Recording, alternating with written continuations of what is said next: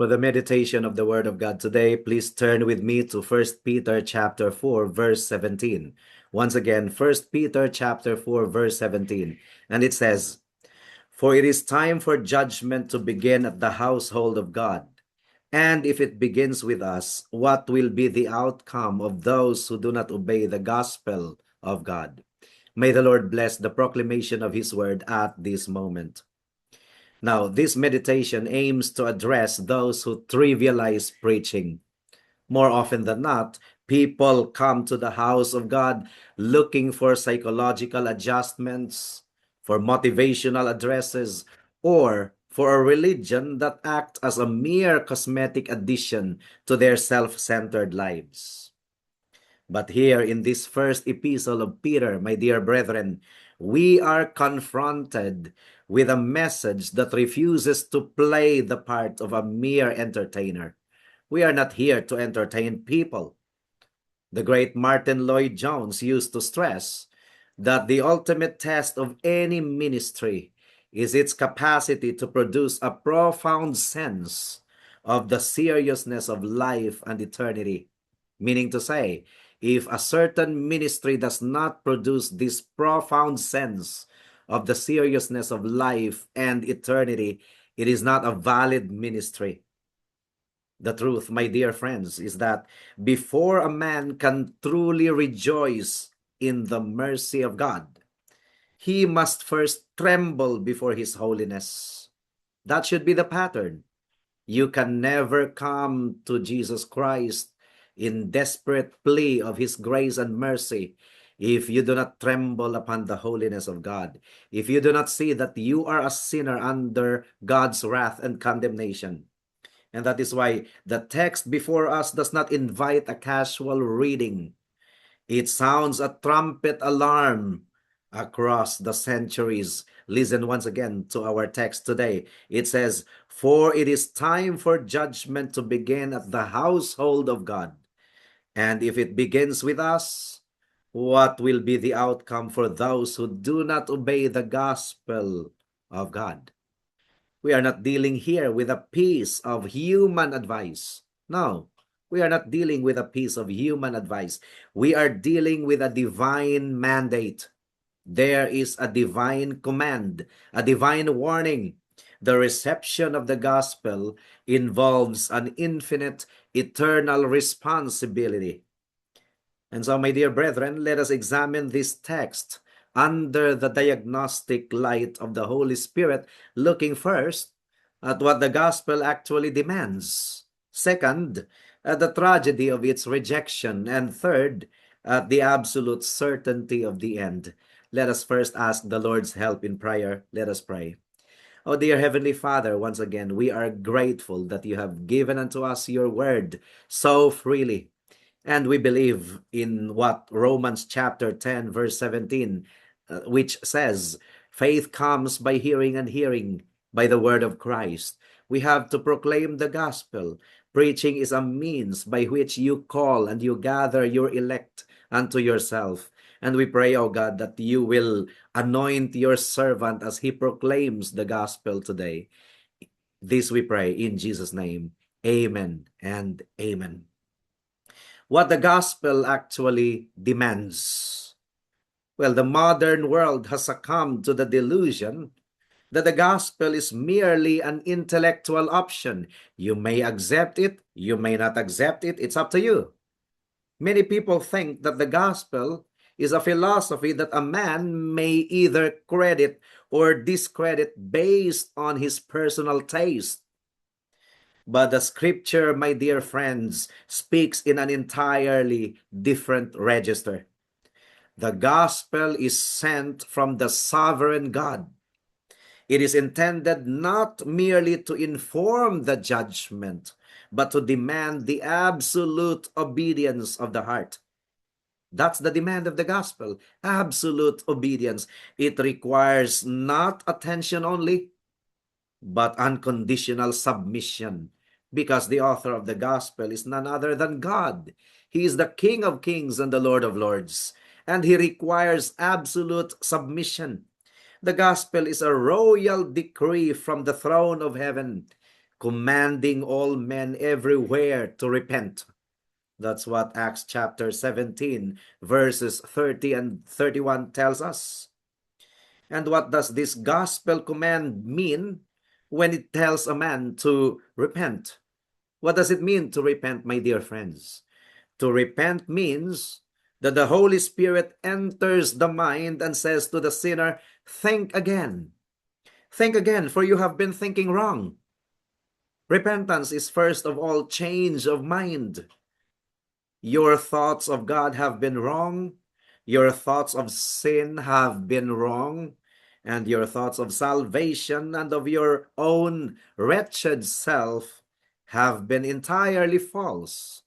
Now, what is instinct of fallen humanity is to think that he is able to save himself by his own good works, that he thinks he is going to bribe God by his few good works, sporadic acts of philanthropy and benevolence, giving alms to the poor, to the destitute. And because your thoughts have been wrong, your feelings and your conduct have been an abomination before a holy God. That's what it means to repent. Change of mind. True repentance is not a superficial emotion. It is a deep, structural shattering of the soul. The soul must realize that he is filthy in the sight of God and that he is under God's wrath and condemnation. Listen to the language of Thomas Watson. He says, repentance is a grace of God's Spirit, whereby a sinner is inwardly humbled and visibly reformed. Till sin be bitter, Christ will not be sweet. That's why one of the indications that God's grace is already at work in our lives is that we are able to see our filthiness. We are able to see the ugliness of our sins. We are threatened. We are alarmed. And my dear friends, that is the result of the working of the Holy Spirit in the soul of a man, convicting him of his sin and causing him to cry to Jesus Christ, to call upon his name in desperate plea for his saving grace. That's repentance. The gospel commands you to think seriously until you mourn heartily. It calls you to look at your sins against the light of God's law until you hate them and loathe yourself on account of them. You must nourish a holy hatred to sin until you carefully watch against it and practically turn from it. That's what biblical repentance is all about. And in addition, my dear friends, the gospel commands you to believe. It says, repent and believe in the gospel. Now, to believe in the gospel is not a suggestion. It's not a suggestion. It is God's explicit commandment that you should believe on the name of his Son, Jesus Christ. This is what the apostle tells us in Romans chapter 10, verse 9 and verse 10. It says, if you confess with your mouth the Lord Jesus and believe in your heart that God raised him from the dead, you shall be saved. And so, to obey the gospel is to believe it, not merely to credit its historical statements, but to embrace its promises, accept its substitutionary provision, and walk entirely by its precepts. Substitutionary, because we cannot save ourselves. The requirement of God for our salvation is 100% obedience to his law, which we cannot do. None of us are able to do it. We can never perfect in our obedience to the law of God, and God demands 100% obedience. And in addition, God demands 100% payment for our sin. His justice must be satisfied. And the Bible clearly tells us that the wages of sin is death. Without the shedding of blood, there is no forgiveness of sin. Now, Jesus Christ solved the problem that we can never solve. He obeyed the law of God perfectly on behalf of sinners like you and me when he became man without ceasing to be God. He became man in order to represent us. He is our representative. He is our substitute. And the substitute must be both God and man. As God, he is powerful to save us to the uttermost. And as man, he obeyed the law of God perfectly, and he offered his life as a ransom for many. He became a man without ceasing to be God, and he died on the cross in a substitutionary way to save sinners like you and me.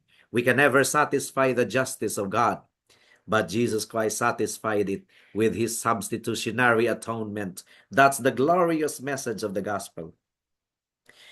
Now, that leads us to the second part of our meditation today, the tragedy of its rejection. Remember, the author of the gospel is God. And if we reject the authorship of God for our salvation, what a tragedy it would be, my dear friends.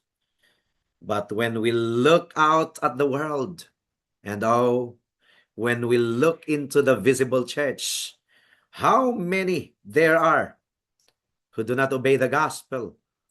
They hear the gospel week after week. They profess to respect it. And they will tell you with their lips that they believe it. But look at their lives. Under the diagnostic instrument, they refuse to mourn for their sins. So it's called easy believism. They profess to believe in the story of Jesus, in the gospel message, but there is no mourning over for their sin. And the tragic reality is that they do not truly believe they are in that fearful, damned condition in which the scripture represents them. Because if a person is really convinced that he is in a damned position and condition before God, he will really be threatened. He will repent of his sin, and he will run to the Lord for grace and mercy. The truth is, those people have never spent one solitary quarter of an hour in agony, mourning because they have insulted a holy God. They do not love his law, and therefore they do not grieve that they have broken the law of God. They do not regard his sovereign authority, the sovereign authority of God, and therefore they do not weep over their treason against the law of God. And so the clear indication that the Holy Spirit is at work in the heart and mind of a sinner is that he begins to see his dreadful condition before God. Now, what is their attitude toward the Lord Jesus Christ? They reject him. And though they do not do it with vulgar blasphemy, they do it with a polite, deadly indifference. And I am afraid it represents millions of people in the world today.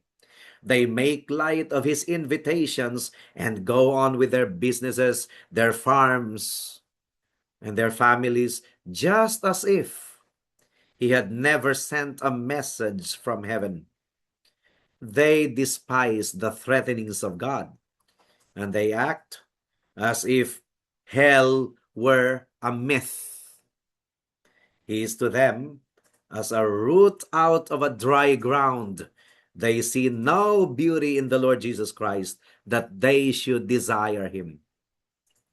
Now, the 17th century preacher named Benjamin Keach, he used to warn his congregation that the most dangerous place to go to hell from is the seat of a gospel-hearing pew. Because the truth is, to sit under the sound of the cross and remain indifferent is to pile up wrath against the day of wrath.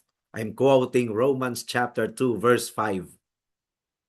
And that leads us to the third and final point of our meditation today, the certainty and terrors of the end. The final phrase of our text says, "What will be the outcome for those who do not obey the gospel of God?"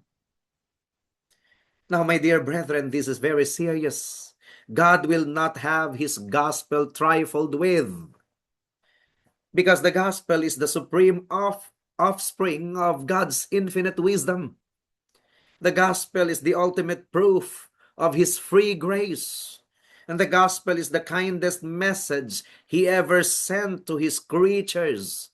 And my friends, if you slight this gospel, you are not merely rejecting a dogma, you are personally insulting its author. And you cannot do this with impunity. Our God is a jealous God, and he will not hold you guiltless if you trample upon his mercy. He may bear long with you, because for the most part, God is exercising patience with people. But the day of vengeance is in his heart, and the end is coming, and that is the truth, my dear friends. What will death be to a man who has disobeyed the gospel? It will be the absolute end of all the means of grace. That will be the end of every sermon. There will no more be any sermon in hell. No more messages of repentance and faith in Jesus Christ. No more message of hope.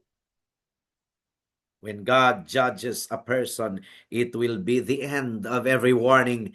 It will be the end of every opportunity to escape. It will be the final shattering of all your false hopes and worldly delusions. Now, the question is, what will the judgment be? It will be the end of all vain excuses and false reasoning. The great Welsh Calvinistic preacher named Christmas Evans used to illustrate this day by describing a man wrapped in a cloak of fig leaves trying to stand before a consuming fire. Now, just imagine that scene. Every covering will be stripped off.